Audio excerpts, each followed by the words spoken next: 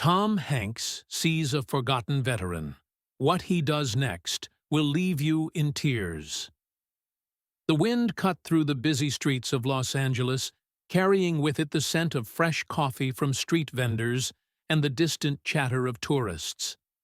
The sidewalks were packed, business people rushing to meetings, young actors dreaming of their big break, and tourists snapping photos of Hollywood landmarks.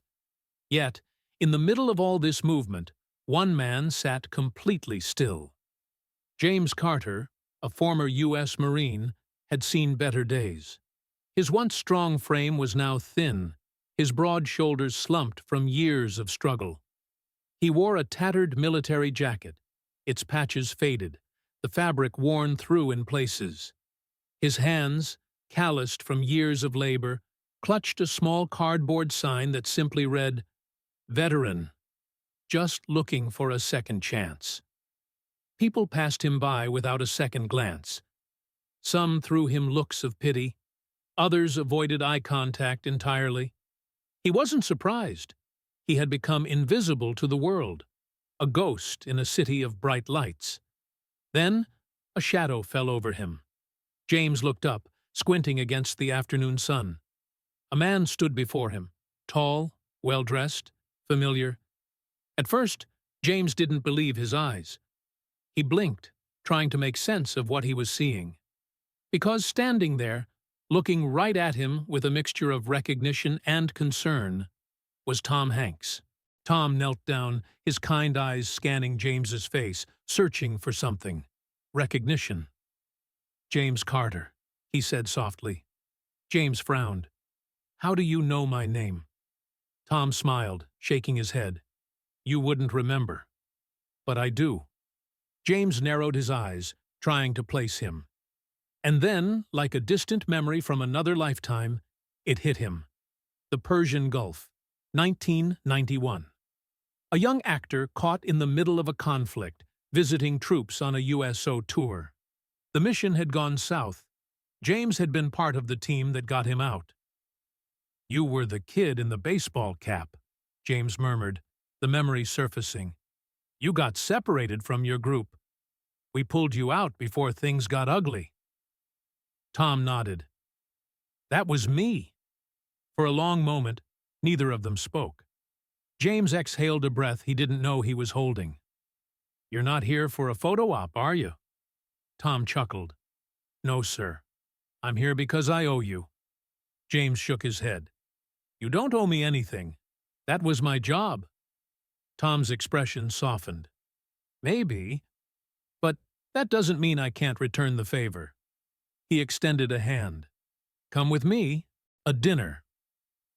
That led to an unbelievable proposal. James didn't know why he accepted. Maybe it was because Tom had remembered. Maybe it was because, for the first time in years, someone looked at him like he mattered. They ended up in a quiet restaurant, nothing fancy, but warm and welcoming. The kind of place where people knew your name and asked how your day was. James ate like a man who hadn't had a full meal in weeks, because he hadn't. Tom didn't say a word, just let him eat, filling the silence with small talk about movies, baseball, and the best burger joints in the city. When the plates were cleared, Tom leaned forward, his tone shifting. "What happened?" he asked gently. James sighed, running a hand through his graying hair. "The usual. Got back home. No job, no support. The system fails guys like me all the time." Tom was quiet for a long moment. Then he reached into his pocket and slid something across the table. A business card. "I run a foundation," Tom said. "We help veterans get back on their feet. Housing, jobs, therapy. No red tape. Just help." James hesitated. "You really think I belong in a place like that?" Tom met his gaze, unwavering.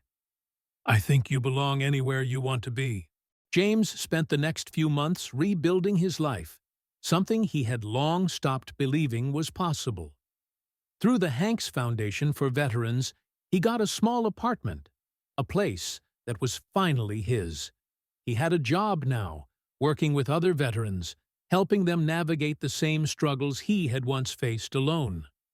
The transition wasn't easy. The ghosts of his past didn't simply disappear overnight. There were still nights when the silence was too loud, when memories of battles fought, both overseas and in his own mind, threatened to pull him under. But he wasn't alone anymore. Tom checked in regularly, not as a celebrity doing charity work, but as a friend. They met for coffee, exchanged stories, and even went to a baseball game, something James hadn't done in decades. One day, after months of working at the foundation, James sat across from Tom in the office's small kitchen, stirring his coffee. "You know," he said, his voice rough but steady, "I spent years thinking nobody saw me anymore." He exhaled sharply. "But you did." Tom leaned back, studying him for a moment. "The thing about people like you, James, is that you never stop being the kind of person who looks out for others. You just needed someone to do the same for you." James let the words settle. Then he nodded. "I think I'm ready to do for someone else what you did for me." One evening, James was walking through downtown Los Angeles, the neon lights casting a soft glow on the cracked sidewalks. He wasn't in a rush. He had learned to enjoy the simple things again. The way the city hummed with life, the distant laughter of strangers, the smell of fresh pretzels from a food cart. Then he saw him. A young man, barely in his 20s, sat hunched against a building, his hoodie pulled over his head, his hands tucked into his sleeves. His sneakers were falling apart, and a small duffel bag sat beside him, probably carrying everything he owned. James slowed his steps. He had seen this story before. The young man looked up as James approached. His eyes held the same exhaustion James had once carried, the kind that weighed you down, made you invisible to the world.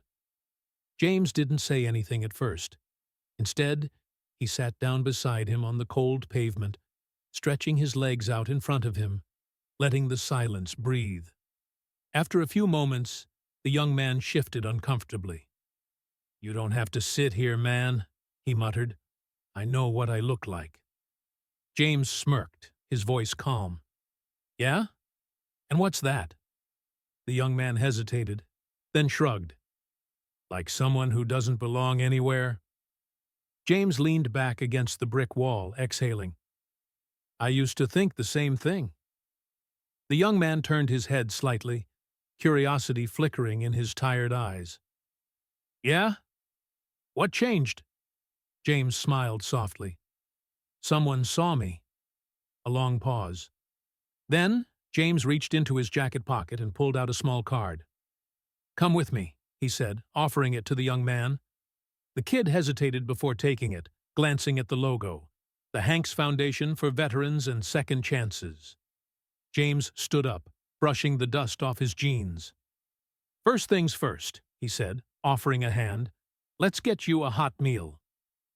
For a moment, the young man just stared at him. Then, slowly, he took James's hand. And just like that, the cycle continued. Because sometimes, all it took was one act of kindness to change a life.